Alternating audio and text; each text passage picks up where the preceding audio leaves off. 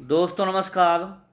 स्वागत है आप सभी का अपने यूट्यूब चैनल टॉपर क्लासेस में। देखेंगे हम आज सक्षमता परीक्षा 3.0 के लिए हमने आज सामान्य हिंदी के कुछ महत्वपूर्ण क्वेश्चन को लेकर आया हूं, जो बेहद ही महत्वपूर्ण हैं। इसके अलावा जो भी वनडे एग्ज़ाम हैं, जैसे BPSC TRE4, SSC GD, UP TET इत्यादि एग्ज़ामों के लिए बेहतर साबित होने वाले हैं। एक बार ज़रूर देखिएगा। अगर कंटेंट अच्छा लगे तो प्लीज़ चैनल को लाइक कीजिएगा। चलते हैं हम लोग पहले क्वेश्चन की तरफ।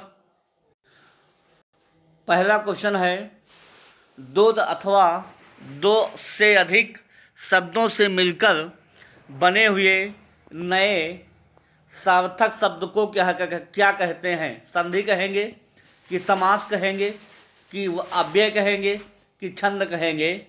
तो जो शब्दों से मिलकर जब बनते हैं सार्थक शब्द, तो उसे हम लोग समास कहते हैं। कि क्या कहते हैं? समास कहते हैं।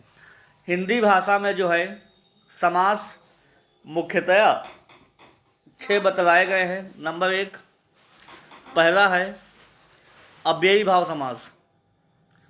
अव्ययी भाव समास।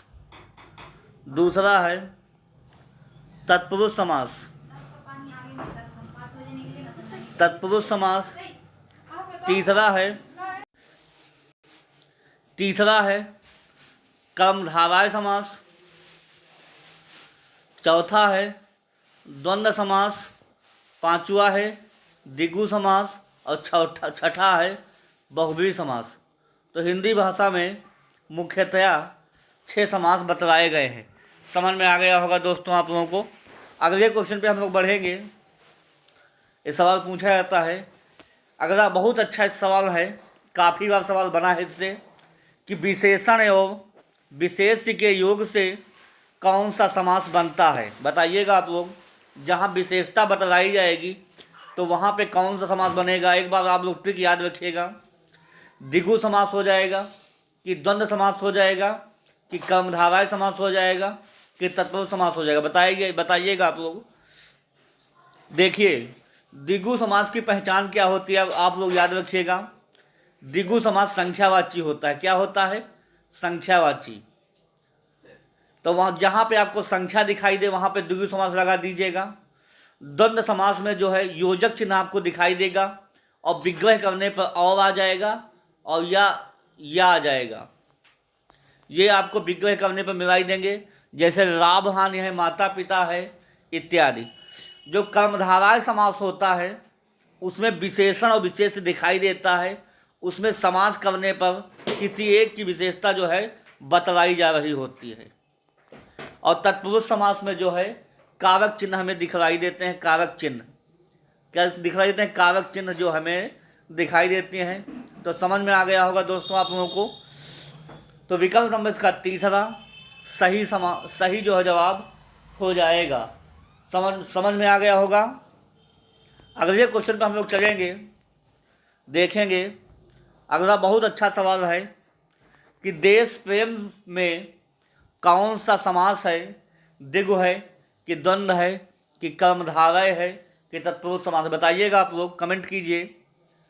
देश, इसका अगर विग्रह करेंगे तो देश से प्रेम हो जाएगा। क्या हो जाएगा? देश से। और ये हम जानते हैं जहाँ पे कारक चिन्ह आ जाएंगे वहाँ पे हम लोग बिना सोचे समझे तत्पुरुष समास को लगा देंगे। विकल्प नंबर इसका चौथा सबसे बेहतरीन जवाब हो जाएगा। अगले क्वेश्चन पर हम लोग बढ़ेंगे, देखेंगे एक बार और। अगला है बहुत अच्छा सवाल है कि सावधानी शब्द में प्रयुक्त प्रत्यय क्या होता है? देखिए, प्रत्यय वो होते हैं जो शब्द के अंत में लगते हैं। किस में लगते हैं? अंत में। किस में लगते हैं? प्रत्यय शब्द जो होते हैं वो शब्द के अंत में लगते हैं। याद रखिएगा आप लोग, भूलिएगा नहीं। तो सावधानी शब्द में प्रयुक्त प्रत्यय क्या है? बड़ी ई है कि छोटी ई है कि धानी है कि आनी है? तो सावधान जो है अपने आप में शुद्ध शब्द है। अगर इसमें बड़ी ई की जो है मात्रा जोड़ दिया जाए तो हो जाएगा सावधानी। क्या हो जाएगा? सावधानी। तो इसका विकल्प नंबर जो है पहला सबसे बेहतरीन जवाब हो जाएगा। बड़ी ई जो है इसका प्रत्यय हो जाएगा जो बाद में जुड़ा हुआ है। सावधान एक प्रकार के शुद्ध शब्द होता है, मूल शब्द है। इसमें अगर बड़ी ई की मात्रा जो है बड़ी ई जोड़ दिया जाए तो जो है सावधानी बन जाता है। समझ में आ गया होगा दोस्तों आप लोगों को। अगले क्वेश्चन पे हम लोग बढ़ेंगे। अगला क्वेश्चन है, बहुत अच्छा सवाल है कि चिरायु शब्द में प्रयुक्त उपसर्ग है। ची है कि चिर है कि यू है कि आयु है, बताइए आप लोग। देखिए कैसे इस सवाल को बनाएंगे हम लोग। देखिए चिरायु को हम लोग तोड़ेंगे तो क्या हो जाएगा, चिरायु को हम लोग तोड़ेंगे तो हो जाएगा चिर धन आयु, चिर जमा में आयु। तो जाहिर सी बात है यहाँ पे उपसर्ग क्या हम लोगों को दिखाई दे रहा, हम लोगों को क्या दिखाई दे रहा है, चिर। उपसर्ग क्या हो जाएगा, चिर।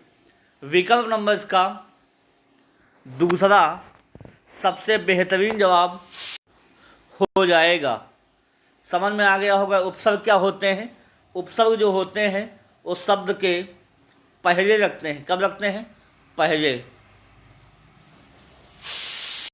उपसर्ग शब्द के पहले रखते हैं जबकि प्रत्यय शब्द के बाद में रखते हैं। तो ये बात आप लोगों को समझ में आ गई होगी। अगले क्वेश्चन पे हम लोग बढ़ेंगे। अगला क्वेश्चन है, प्रतिकूल शब्द में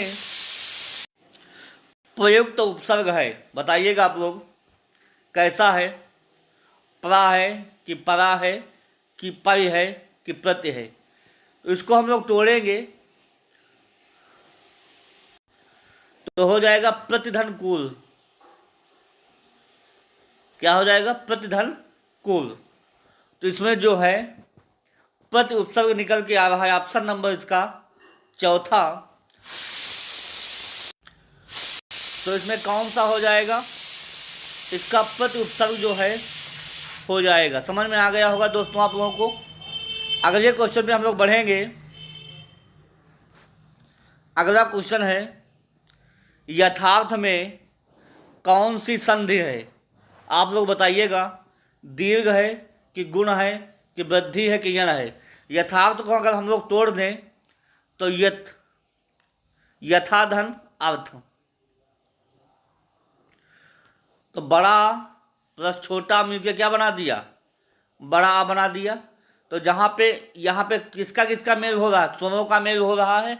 दीर्घ प्लस ह्रस्व इक्वल टू दीर्घ बन गया है। जहाँ पे स्वरों का जब आपस में मेल हो जाता है तो वहाँ पे दीर्घ संधि हो जाती है। कौन सी संधि हो जाती है, दीर्घ संधि। विकल्प नंबर इसका पहला सबसे बेहतरीन जवाब हो जाएगा। समझ में आ गया होगा दोस्तों आप लोगों को। अगले क्वेश्चन पे हम लोग बढ़ेंगे। अगला क्वेश्चन है, बहुत अच्छा सवाल है कि महोदय में कौन सी संधि है। दीर्घ है कि गुण है कि वृद्धि है कि यण संधि, बताइए आप लोग। इसमें जो हो जाएगा महाधन उदय, महाधन उदय। तो इसका ये विग्रह जो है संधि का हो जाएगा, तब जाके बनेगा महोदय। क्या बनेगा, महोदय। तो यहाँ पे कौन सी जो है, एक बात आप लोग याद रखिएगा, जहाँ पे ए आ जाए या आ जाए ओ आ जाए, जहाँ पे एक मात्रा आ जाती है वहाँ पे गुण संधि आप लोग लगा दीजिएगा। ये ट्रिक पहचानने की ट्रिक होती है कि कम समय में हम कैसे सवाल को पहचानें, क्योंकि वहाँ टाइम कम होता है और जल्दी आगे बढ़ना होता है। तो इसलिए अगर आपको अय की मात्रा मिल जाए, दो मात्राएं और औ मिल जाए, तो वहाँ पे क्या हो जाएगा, वहाँ पे हो जाएगा वृद्धि संधि हो जाता है। ये दोनों आप लोग साथ साथ इसको ध्यान रखिएगा। तो गुण संधि में एक मात्रा होता है। आप लोग समझ में आ गया होगा दोस्तों आप लोगों को। अगले क्वेश्चन पे हम लोग बढ़ेंगे, देखेंगे सवाल कैसा रहेगा। अगला क्वेश्चन है, या रा ला वा किस वर्ग के व्यंजन है। या रा रा वा, इनको जो है अलग श्रेणी जो है दे दिया गया है। तालव्य है कि ऊष्म है कि अंतस्थ है कि ओष्ठ है। तो ये जो हैं अंतस्थ वर्ग के व्यंजन आते हैं। ऑप्शन नंबर इसका तीसरा सबसे बेहतरीन जवाब हो जाएगा। काफ़ी बार सवाल बना है, इसलिए टिक कर लीजिएगा आप लोग। इनमें से कोई एक दे सकता है, कि पूछ सकता है कि वह किस प्रकार का व्यंजन है, या कि यह किस प्रकार का व्यंजन है। समझ में आ गया होगा दोस्तों आप लोगों को। अगले जो है विकल्प पे हम लोग बढ़ेंगे। अगला क्वेश्चन है कि भाषा की सबसे छोटी इकाई है, शब्द है कि व्यंजन है कि स्वर है कि वर्ण है, बताइएगा। जो भाषा की सबसे छोटी इकाई हो, भाषा की सबसे छोटी इकाई जो है वो होती है वर्ण। कौन होती है? वर्ण। ऑप्शन नंबर इसका चौथा सही जवाब हो जाएगा। जब वर्णों को आपस में मिलाते हैं तो शब्द बन जाता है, और जब शब्दों को आपस में मिलाएंगे तो वाक्य बन जाता है। ये कुछ बातें होती जो आपस में कनेक्ट होती हैं, इनको भी साथ साथ जो है याद करते चलिए। अगले क्वेश्चन में हम लोग बढ़ेंगे। अगला है छाव ध्वनि किसके अंतर्गत आती है? पहला है मूल स्वर के अंतर्गत आएगी, कि घोष वर्ण आएगा, कि संयुक्त वर्ण आ जाएगा, कि तालव्य आ जाएगा। तालव्य नहीं होगा, मूल स्वर तो है ही नहीं, घोष भी नहीं है। यहाँ पे कौन हमें दिखाई दे रहा? संयुक्त वर्ण है। विकल्प नंबर इसका जो है तीसरा सही जवाब हो जाएगा। वो संयुक्त वर्ण कैसे हो जाएगा? क्योंकि जो छा है दो वर्णों के मेल से मिलकर बना है, का और सा। समझ में आ गया होगा दोस्तों आप लोगों को। इस संयुक्त जो वर्ण होते हैं चार होते हैं, छाव, तरंग, ज्ञा और स्रा। समझ में आ गया होगा। अगले क्वेश्चन पे हम लोग बढ़ेंगे। अगला है हिंदी की आदि जननी है, संस्कृत है कि पाली है कि प्राकृत है कि अपभ्रंश है? तो जो हिंदी की आदि जननी होती है वो है संस्कृत। विकल्प नंबर इसका पहला सही जवाब हो जाएगा। हिंदी अगर दिवस पूछा जाए कब मनाया जाता है तो आप लोग याद रखिएगा, 14 सितंबर को जो है हिंदी दिवस मनाया जाता है। अगर पूछा जाए हिंदी दिवस, हिंदी जो भारत में जो है हिंदी को क्या कहा जाता है, तो राजभाषा का दर्जा मिला हुआ है। किसका मिला? जो है राजभाषा का दर्जा। हिंदी भाषा की लिपि पूछी जाए तो क्या होगी? तो हो जाएगी देवनागरी। ये कुछ बातें थी, आप लोग समझ गए होंगे। अगले क्वेश्चन पे हम लोग बढ़ेंगे। अगला है भाषाई आधार पर सर्वप्रथम किस राज्य का गठन हुआ?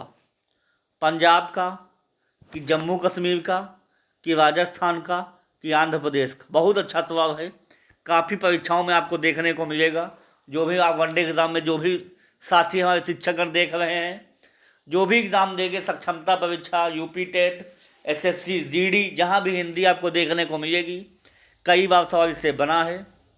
तो भाषाई आधार पर जो है गठित होने वाला पहला राज्य था आंध्र प्रदेश। विकल्प नंबर इसका चौथा सही जवाब हो जाएगा। और भी जो हमारे साथी देख रहे हैं इस चैनल पर, उनसे मैं गुजारिश करूंगा प्लीज़ चैनल को लाइक कर दीजिएगा। अगर आप लोग सब्सक्राइब नहीं किया है तो प्लीज़ सब्सक्राइब कर लीजिएगा और बेल आइकन को दबा लीजिएगा। जो भी यहाँ से क्लास डाली जाएंगी आप तक सूचना पहुँच जाए। अगले क्वेश्चन पर हम लोग बढ़ेंगे। अगला है बहुत अच्छा मुहावरा है, आसमान से बातें करना का अर्थ है पागल हो जाना, तेज दौड़ना, कि बहुत ऊंचा होना, कि बहुत परिश्रम करना। देखिए आजकल बहुत सारे ऐसे लोग हैं जो होता उनके पास कुछ नहीं है मगर फेंकते बहुत ऊंचा ऊंचा हैं। वो लोग आसमान से सीधे बातें करते हैं। उनके लिए जो है मुहावरा सही बैठता है। क्या बैठता है? पागल होना तो नहीं हो जाएगा, तेज दौड़ना भी नहीं होगा, बहुत परिश्रम करना भी नहीं होगा। विकल्प नंबर इसका तीसरा बहुत ऊंचा सही जवाब हो जाएगा। क्या हो जाएगा? बहुत ऊंचा। आसमान में बातें करना मतलब बहुत ऊंचा ऊंचा वो फेंकता है। अगले क्वेश्चन पर हम लोग बढ़ेंगे। अगला है, आगामी का विलोम शब्द है, भविष्य होगा कि अतीत होगा कि विगत होगा कि तीव्रगामी होगा। ये बहुत कन्फ्यूजन वाला क्वेश्चन रहेगा। काफ़ी बार इस आयोग ने पूछा है सवाल को कि आगामी का विलोम क्या होता है। तो आगामी माने होता है आने वाला। क्या होता है? आने वाला, आने वाला। और जो बीत चुका है उसे हम लोग क्या कहेंगे? बीत चुका। जो बीत चुका होता है उसे हम लोग क्या कहेंगे? उसे हम लोग कहेंगे विगत। क्या कहेंगे? विगत। तो ऑप्शन नंबर इसका तीसरा सही जवाब हो जाएगा। अगले क्वेश्चन पे हम लोग चलेंगे। अगला है कि दूर की सोचने वाला के लिए एक शब्द है, दूरगामी होगा कि नगण्य होगा कि दूरदर्शी होगा कि भविष्यवक्ता होगा। बताइएगा। दूर की सोचने वाला, जो उसका तीसरा वर्ड हो जाएगा दूरदर्शी। ऑप्शन नंबर इसका तीसरा सही जवाब हो जाएगा। दूर की सोचने वाला मतलब दूरदर्शी। विकल्प नंबर इसका तीसरा सही जवाब हो जाएगा। आगे बढ़ेंगे हम लोग। अगला है, निम्न में कंठ उच्चारण का समूह है, चाव छाव जाव झा है कि टा ठा ढा रहना है कि का खा गा घा है। दोनों बार रिपीट हो गए हैं। यहाँ पे लिखिए पा फा भा मा मा। पा फा बा भा। इसमें से कौन सा कंठ से बोला जाता है? तो एक आप लोग ट्रिक याद रखिएगा, KTMDO। KTMDO। के माने होता है कंठ। कंठ से आ जाएंगे का वर्ग। तालु से इसका मतलब कंठ होता है। इसका होता है तालु। इसका होता है मूर्धन्य। इसका होता है दंती। इसका होता है ओष्ठ। ये आप लोग ट्रिक याद कर लीजिएगा, कभी आप जीवन में नहीं भूलेंगे आप लोग। कि कंठ माने होता है का वर्ग हो जाएगा, तालब माने होता है चा वर्ग हो जाएगा, और मूर्धन्य माने होता है माँ से ता वर्ग हो जाएगा, और दंती से हो जाएगा ता वर्ग, और ओष्ठ माने हो जाएगा पा वर्ग। कोई भी आपसे जो है उच्चारण स्थान पूछ ले, बिना सोचे समझे आप लोग टिक मार दीजिएगा, अगर आपको माइंड मेकअप हो गया होगा। तो यहाँ पे कंठ पूछा गया था, तो हम लोग क्या लगा देंगे? कंठ का वर्ग। तो का जो वर्ग है, विकल्प नंबर इसका तीसरा सही जवाब हो जाएगा। अगले क्वेश्चन पर हम लोग चलेंगे। अगला सवाल है कि निम्न में कौन संयुक्त व्यंजन है, चाव है कि छा है, टा है कि या है कि छाव है। हमने अभी जो है इसके पहले जो है संयुक्त व्यंजनों की चर्चा की थी। संयुक्त जो व्यंजन जो है हिंदी भाषा में चार बतलाए गए, कौन कौन से? छाव, तरंग, ज्ञा और सरा। तो यहाँ पे कौन हो जाएगा? यहाँ पे छाव हो जाएगा। विकल्प नंबर इसका चौथा सबसे बेहतरीन जवाब हो जाएगा। बाकी और भी होते हैं, इनमें कोई भी ऑप्शन आपको दे सकता है या पूरा समूह दे सकता है कि निम्न में कौन संयुक्त व्यंजन का समूह है। ऐसे जो है एग्जामिनर विभिन्न प्रकार से आप लोगों से जो है प्रश्न कर सकता है। समझ में आ गया होगा दोस्तों। अगले क्वेश्चन पे हम लोग चलेंगे। अगला क्वेश्चन है, निम्न में कौन ऊष्म व्यंजन है, तालब सा है कि रा है कि या है छाव है। बताइएगा आप लोग। ऊष्म व्यंजन की जो संख्या है हिंदी भाषा में वो चार बतलाई गई। कौन कौन से हैं? सा तालब सा है, मूर्धन्य सा है, दंती सा है और हा है। ये जो है ऊष्म व्यंजन के अंतर्गत चारों को रखा गया है। तो इसमें से विकल्प नंबर पहला इसका सही जवाब हो जाएगा। ऊष्म व्यंजन तालब सा, मूर्धन्य सा, दंती सा और हा हो जाएगा। इसके साथ इसी प्रश्न में जो है विभिन्न प्रकार से सवाल को बना करके एग्जामिनर आपसे को से पूछ सकता है। निम्न में कौन उस व्यंजन का समूह है, या हा किस प्रकार का व्यंजन है, कि सा का उच्चारण स्थान कौन सा होता है। इस प्रकार से जो है विभिन्न प्रकार से एक ही सवाल को जो है कई प्रकार से पूछा जा सकता है। तो इसका जो है उस व्यंजन कौन हो जाएगा, वो हो जाएगा तालव्य सा। समझ में आ गया होगा दोस्तों आप लोगों को। अगले क्वेश्चन पे हम लोग बढ़ेंगे। अगला और अंतिम सवाल रहेगा इस सेशन का कि गीतांजलि पुस्तक के लेखक हैं आचार्य रामचंद्र शुक्ल जी हैं, कि कलहड़ हैं, कि रविंद्रनाथ टैगोर जी हैं, कि बंकिम चंद्र चटर्जी जी हैं। तो जो गीतांजलि पुस्तक है उसके जो है रचयिता रविंद्रनाथ टैगोर जी हैं। विकल्प नंबर इसका तीसरा सही जवाब हो जाएगा। इसके अलावा अगर कहा जाए जो राष्ट्रगान है आप लोगों का जन गण मन, वो भी जो है रविन्द्रनाथ टैगोर जी ने लिखा है, और जो राष्ट्रगीत है उसको जो है बंकिम चंद्र चटर्जी जी ने लिखा है। तो राष्ट्रगीत के रचयिता जो हैं बंकिम चंद्र चटर्जी हैं, जबकि राष्ट्रगान के रचयिता कौन हैं, रविंद्रनाथ टैगोर जी हैं। समझ में आ गया होगा। तो दोस्तों ये अंतिम सवाल था इस सेशन का। प्रयास कैसा लगा छोटा सा आप लोग बताइएगा। ऐसे ही क्लासेस को देखने के लिए टॉपर क्लासेस से जुड़िए, और भी जो है हमारी हिंदी की क्लास, मैथ की क्लास, जीके जीएस, पर्यावरण की क्लास यूट्यूब चैनल पे पड़ी हुई हैं, आप लोग देख सकते हैं। बहुत अच्छे मैं सवालों को पढ़ाया हूँ जो विगत परीक्षाओं में पूछे गए हैं। एक बार ज़रूर देखिएगा। अगर चैनल में पसंद आया हो तो प्लीज़ लाइक कीजिएगा, सब्सक्राइब कीजिएगा। इसी के साथ मैं वाणी को विराम दूंगा। फिर नेक्स्ट क्लास में जो है कुछ कहने सुनने का मैं प्रयास करूंगा। ओके, थैंक यू, धन्यवाद।